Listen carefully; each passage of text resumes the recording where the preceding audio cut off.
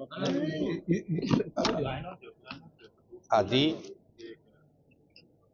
কলিয়াবৰ মহকুমা অসামৰিক চিকিৎসালয়ত আমি যিটো ডায়ালিচিছ ইউনিট এইটো সংযোজন কৰাৰ কাৰণে বহু দিনৰ পৰা ৰাইজৰ দাবী আছিল।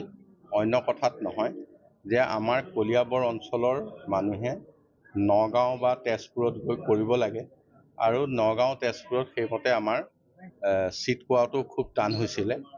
এতিয়া দৈনন্দিন 12জনকৈ ৰোগীক আমি ডায়ালিচিছ কৰিব পাৰিম আৰু এইটো আমাৰ ইয়াত সংযোজন কৰা হৈছে।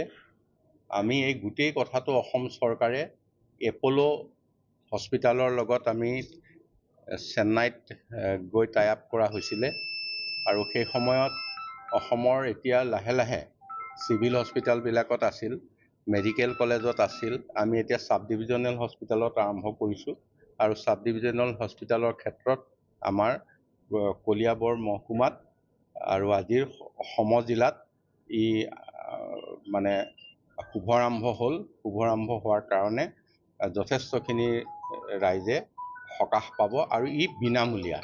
ইয়াত কোনো লোকে টকা পইচা দি ডায়ালিচিছ কৰিব নালাগে। আমি দেখিছোঁ এজন মানুহে যেতিয়া প্ৰাইভেটত ডায়ালিচিছ কৰে প্ৰায় 5,000 টকা এটা ডায়ালিচিছত খৰচ হয়।